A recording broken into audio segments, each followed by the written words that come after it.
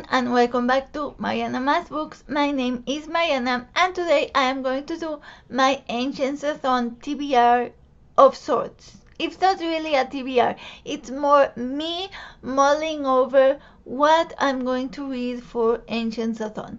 So bear with me because it's not a TBR, it's just me rambling about what I'm going to read. Okay, so first, ANCIENTSATHON is a readathon hosted by David at David Wiley, Jennifer at Jennifer Brooks, and Tori at Hufflepuff Discovery, and its premise is to encourage us to read more literature from before the 1700s. It can be anything, so poetry, plays, non-fiction, novels, whatever form of written word, whatever form of literature, but before the 1700s. Last year, this year is the second edition of the readathon. Last year I did participate with one book. They actually say they do have prompts, but they tell you that if you just read one book that meets the criteria, then you are of course participating in the readathon. I really enjoy those styles of readathons like Nonfiction November, where the aim is just to read one thing, and it doesn't matter if you read all of the prompts or any of the prompts. You just read within the criteria of the challenge of the read along. So readathon. So I really enjoy those types of reading initiatives.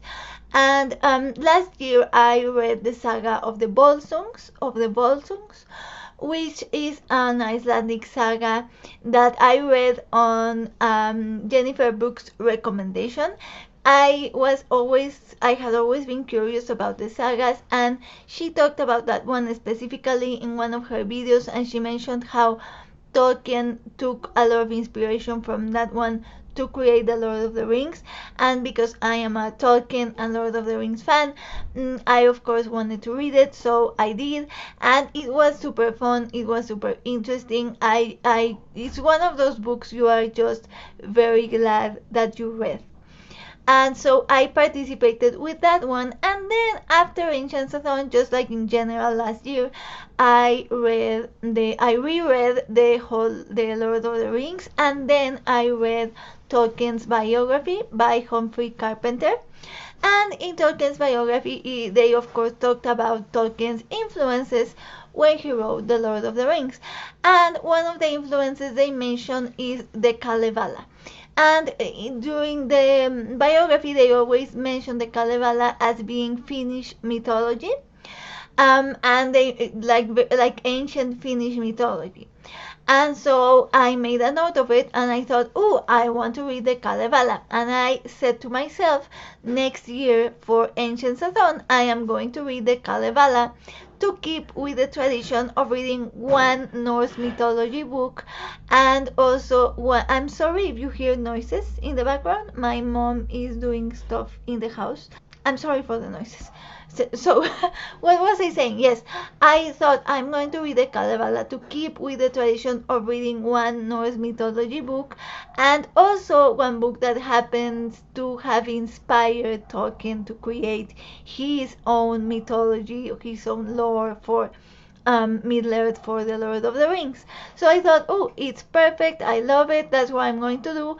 And that was just my plan since last year.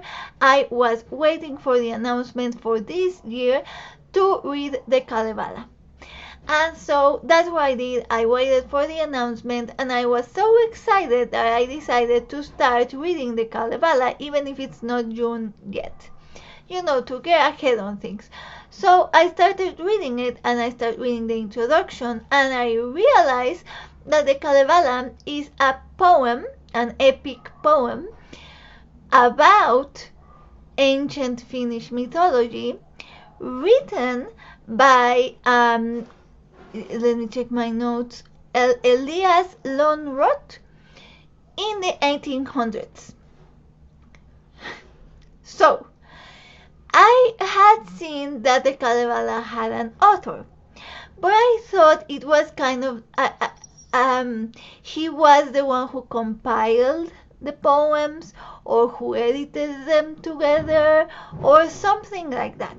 I thought that the content, like the poem itself, was ancient and someone just compiled it.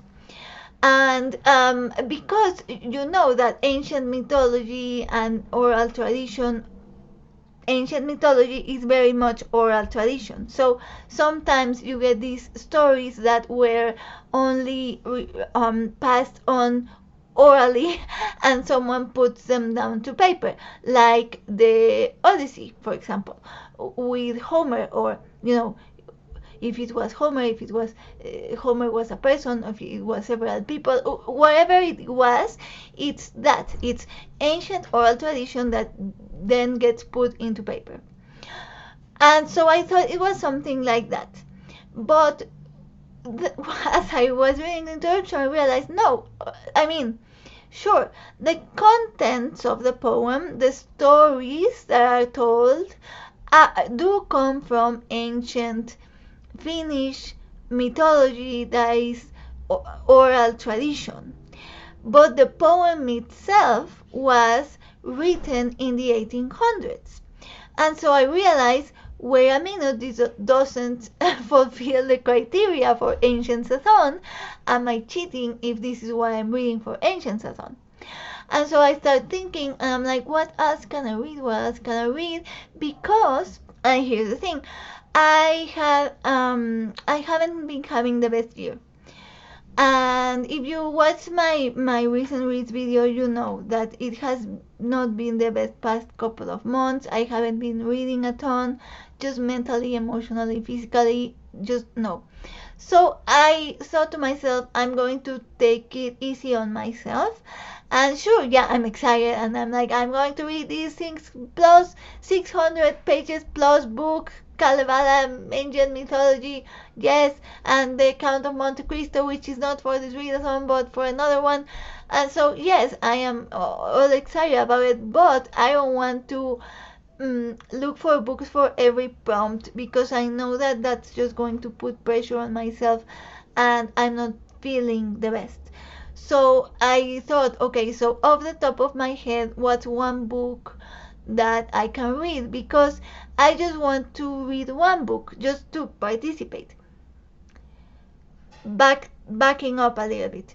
When they did the announcement, they announced the group read, which is, let me check my notes, The Book of the City of Ladies by Christine de Pizan. And I'm not sure about the synopsis. I didn't want to read anything about what it is about. I just know that it's a feminist text from the 1400s, if I'm not mistaken.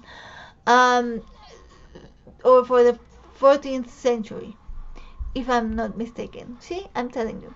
My brain, no. Anyway, so when they announced that, I was like, oh, okay, I am going to read the one book that I want to read, and I'm going to try to join in with the group read because it is appealing to me. I want to read it. I want to participate. And so I thought I'm going to read the Kalevala and attempt to read the group read. So when I saw the Kalevala is cheating, I thought, okay, sure, my one book could be just the group read. So that is something I'm considering. But also, Beowulf came to mind because Beowulf is another book.